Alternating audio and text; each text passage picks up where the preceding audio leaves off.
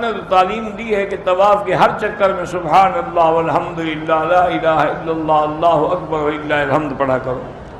یہ دعائیں تو بعد میں علماء نے لکھی ہیں تاکہ لوگ قصے کہانی میں نہ رہیں، چلو کوئی اسی بہانے کچھ پڑھتے رہیں۔ کہتے ہیں جی انبیاء معصوم جنازہ الگ ہے، قبر میں دفن کرنے کی بات الگ ہے، تم ایک دوسرے کو ملاتے کیوں؟ انبیاء کا جنازہ اس لیے نہیں ہوتا کہ وہ معصوم ہیں، حضور پر تمام صحابہ نے پڑھا ہے، لیکن داخل ہو کے 10 آدمی حجرے میں صرف درود شریف پڑھتے تھے۔ کفر کے خیالات آتے ہیں، کوئی بات ہے، خیال آنا الگ بات ہے، لانا الگ بات ہے، جمانا الگ بات ہے۔ خیال آتا ہے آنے دو، لا حول پڑھو، بس کچھ بھی نہیں ہوتا۔ اگر عورت کا قریبی رشتہ دار بیمار ہے، بالکل اس کی خیریت پوچھ سکتی ہے، اس کے لیے دعا کر سکتی ہے، عیادت کر سکتی ہے۔ کسی کو مرگی کی بیماری ہے تو میں نے کئی دفعہ بتایا ہے وہ آیت لیس لہا من دون اللہ کاشف، اسی پہ عمل کرو۔ حضرت عامر ابن یاسر کو کس نے قتل کیا اللہ عالم۔ ذہن تیز ہو جائے، اللہ کا قرآن پڑھا کرو، درود شریف پڑھا کرو، اللہ کے اسماء میں سے یا قوی یا متین پڑھ کے دعا کیا کرو۔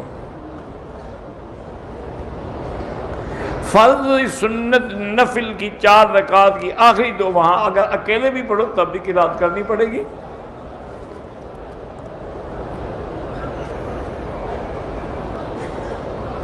اگر کپڑوں کے ساتھ کوئی ناپاک چیز لگی ہو، پتہ ہی نہیں لگا، نماز پڑھ۔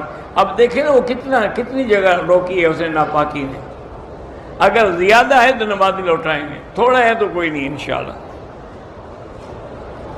ہم اندھیرے میں نماز پڑھ سکتے ہیں، نماز تو آپ پڑھ سکتے ہیں، اس میں تو کوئی شک نہیں ہوتا، لیکن کوئی ضروری بھی نہیں کہ آدمی بلا وجہ اندھیرے میں کھڑا ہو کے نمازیں پڑھے۔ جو لوگ فوت ہو گئے ہیں، جب دجال آئے گا تو ان کو دوبارہ زندہ کریں، کیوں دوبارہ زندہ؟ وہ بچ گئے فتنے سے، ان کو دوبارہ کیوں زندہ کریں؟ جو زندہ ہیں ان کے لیے فتنہ ہوگا۔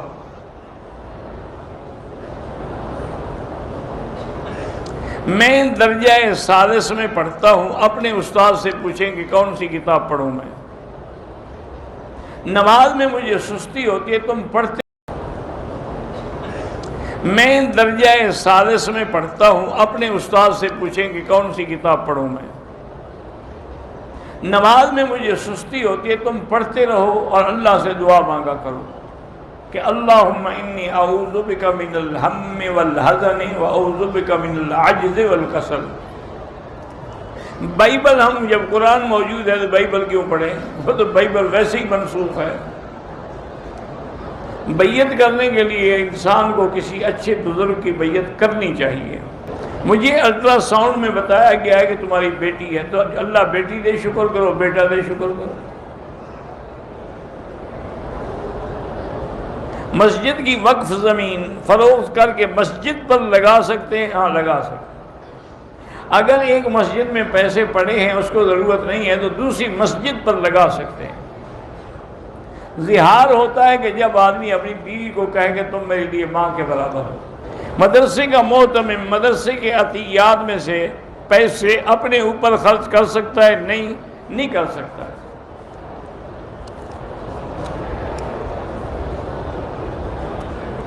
سارے مدرسے کی صفائی اپنے ذمے لے کر خود کرتا رہتا ہے، ہاں تو پھر وہ اس کا عوض لے سکتا ہے جب وہ بیچارہ صفائی کر رہا ہے، ملازمن بنا ہوا ہے۔ سورۃ الکہف پڑھنے کا فائدہ یہ ہے کہ اللہ فتنہ دجال سے محفوظ رکھیں گے۔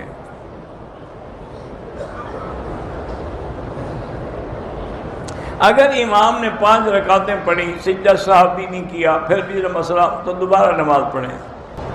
کہتے ہیں جی طلاق کے بغیر بیوی سے نجات کا کوئی طریقہ ہے؟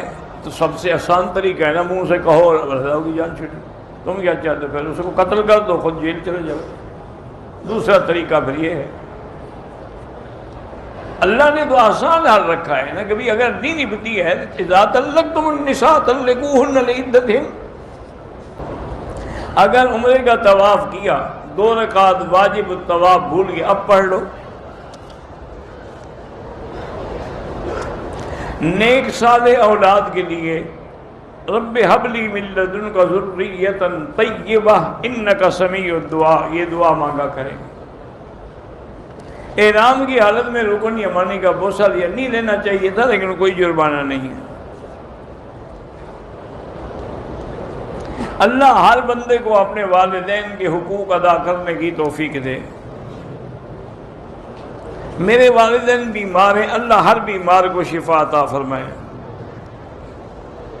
میرے بچے کو وہم ہے، اللہ اس کو بھی شفا عطا فرمائے۔ میری بہن کے نیک رشتے کے لیے جتنی بچیاں کنواری گھروں میں، اللہ ان کو خیر کے رشتے نصیب کرے۔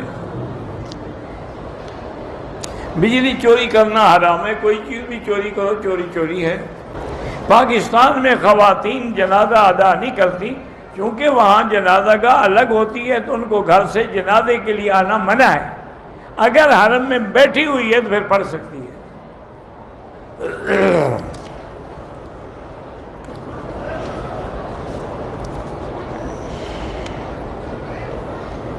جن کی بھی اولاد نہیں ہے، اللہ ان کو اولاد صالح عطا فرمائے۔